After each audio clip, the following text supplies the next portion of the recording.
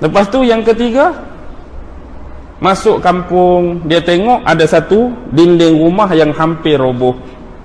Bawah tu ada apa? Harta 2 orang anak yatim. Harta 2 orang anak yatim terkambus, tertanam dalam tu. Dia pun pilah betulkan, bangunkan balik. Harapan daripada Nabi Musa, pekerjaan yang dibuat tadi ada upah daripada orang kampung. Ada upah orang kampung bagi, boleh makan ke, boleh bagi duit ke, beli makanan. Tapi bila pergi ketuk satu pintu ke satu pintu, tak ada siapa pun layan. Tak ada siapa pun layan. Semua buat hal masing-masing. Nah, sekali tanyalah, apa rahsia-rahsia dia?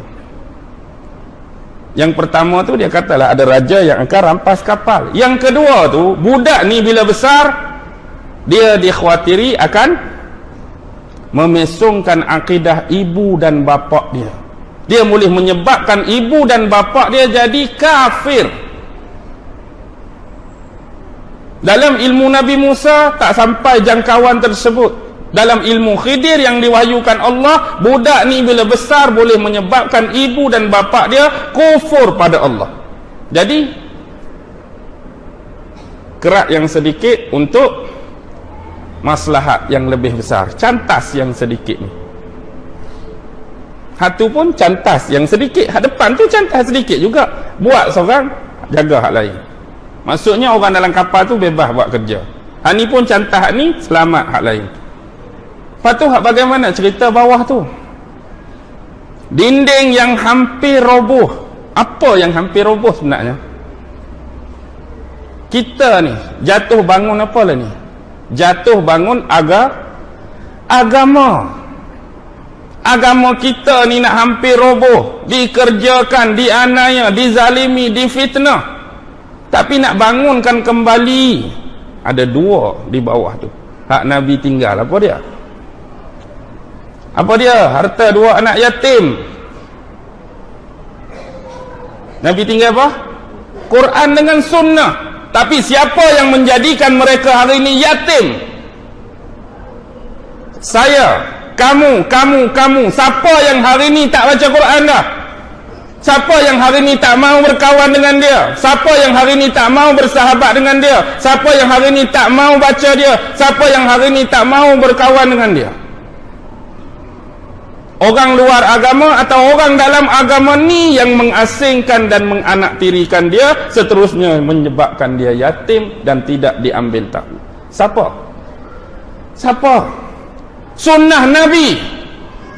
Siapa yang mengabaikan sunnah yang ada selama ini? Orang luar agama kita ke orang dalam agama kita?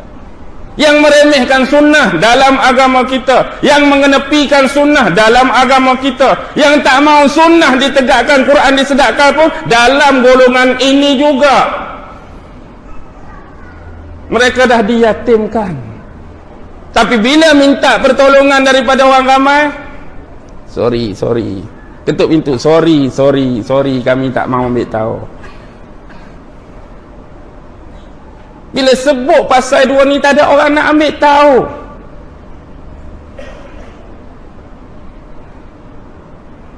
Ingat, inilah yang berlaku. Akibatnya Nabi Khidir dapat. Nabi Khidir dapat ini. Bayangkan kalau Nabi, ni dah ada orang kata, orang biasa dah, pasal apa Nabi Khidir piduk buat buat lagu tu? Kalaulah bayangkan Nabi Musa tu tak banyak soal, mesti banyak lagi ilmu-ilmu yang Khidir bagi. Dia banyak tu, jadi bagi 3 tu. Contoh kalau dia buat senyap, aku senyap, mesti satu banyak lagi. Itulah sifat manusia. Kalaulah tahap Nabi dan Rasul macam Musa pun tak mampu bertahan dengan ilmu tersebut, apatah lagi agak-agak kita. Kalau kita rasa-rasa dan sampai 3 soalan ke? Rasa atas kapal pun tak berapa nak lepas dah tak? Biar betul ni hang ni. Kapal orang. Tapi lihat, pasal apa semua perbuatan tersebut tak ada hukuman? Kalau alam kita, contoh syariat kita, perosak barang orang perlu ganti atau bayar. Khidir kena atau tidak? Tak kena. Pasal apa tak kena rosak barang orang? Bunuh orang, bunuh balas, kisos, tak kena juga. Lepas tu hak ni tak ada kena apa-apa juga. Padahal harta orang tu, harta anak yatim bawah tu apa kena mengenai kita duk usik hal orang. Semua tak kena. Dan kita perlu ingat, bila dia bermain dengan alam dua dimensi, musuh hak nak main pun dia beralam dengan alam yang sama. Dajjal juga dia ada alam hibernation dia sendiri. Sebab itu umur dia panjang. Dia sekejap dia keluar zaman ni, dia bawa watak ni, lepas tu hilang sekejap. Pergi mana kawan ni? Dia mari zaman ni, dia bawa watak ni, dia masuk hilang hibernation sekejap.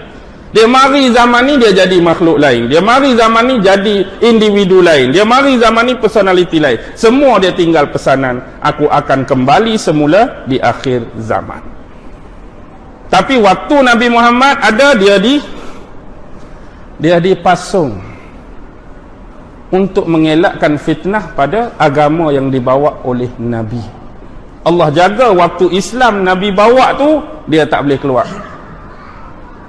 Takut jadi fitnah pada agama ni. Lepas Nabi wafat baru dia dilepaskan. Dan inilah yang jadi persoalan paling besar. Faham ke kita tak faham, sedar ke kita tak sedar, perasan ke kita tak perasan. Sesungguhnya zaman kita adalah zaman yang Dajjal sudah lama terlepas dan dilepaskan. Perasan ke tak perasan, sedar ke tak sedar, pada zaman kita dinding dan benteng Yajuj Majuj sudah lama pecah dan mereka keluar dan sedang memerintah dan merajai dunia sekarang. Sedar atau tak sedar, perasan atau tak perasan, yang Nabi memperingatkan kita bahawa fitnah terbesar pada zaman kita, tidak akan ada seorang pun yang akan tidak terkena debu-debu riba melalui sistem keuangan dan perbankan dunia sekarang. Dan juga sedar atau sedar, perasan atau kita tak perasan, bahawa sekarang fitnah-fitnah ini sedang mula menghujani kita seperti awan yang gelap gelita. Sekarang nak cari hak mana betul, hak mana benar, nak cari hak mana palsu, hak mana tulen, sudah tidak dapat dikenal pasti dengan baik lagi. Kita jadi keliru, kita jadi samar-samar, kita dibengongkan oleh dia. Inilah yang Nabi paling bimbang. Fitnah terbesar dia akan datang seperti kepulan awan-awan yang gelap, yang mana kamu berpagi-pagian dalam keadaan beriman dan petang kamu dalam keadaan kafir. Kamu petang dalam keadaan beriman dan kamu berpagi-pagian dalam keadaan kafir. Maksudnya pertukaran akidah, pertukaran kepercayaan, pertukaran keimanan bukan lagi tempoh yang panjang, tapi cuma 1 hari. 1 hari. Bila fitnah ni muncul, manusia boleh bertukar. Dia punya akidah boleh bertukar, dia punya agama. Akibat fitnah yang gelap gelita kelam, manusia tak boleh nak beza lagi dah hak mana sebenar, hak mana tak sebenar, hak mana betul, hak mana tak betul.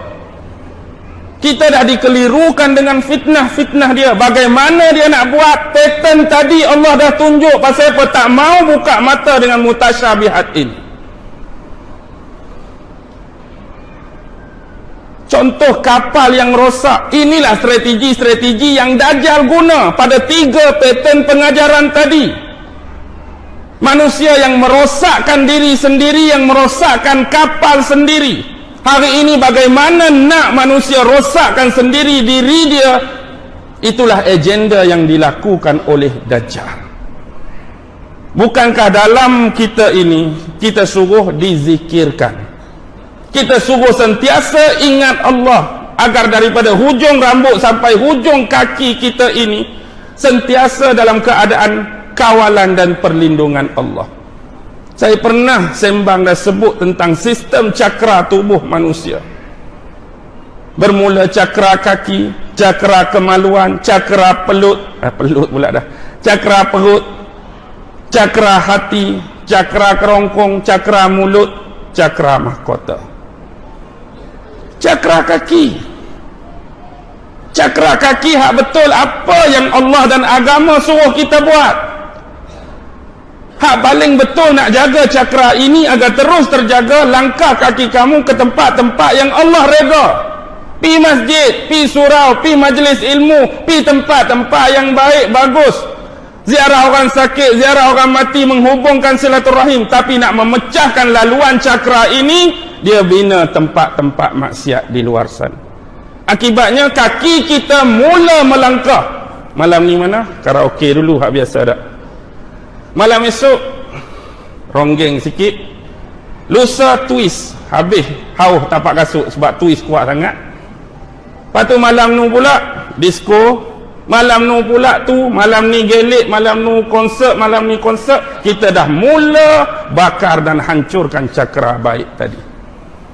Akibatnya tempat-tempat maksiat inilah yang dilangkahi oleh kita.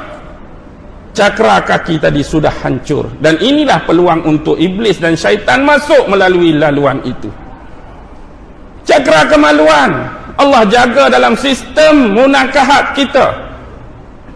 Kita dibekalkan dengan nafsu, dan datangnya Islam nak didik, bukan nak bunuh, bukan nak kerat nafsu.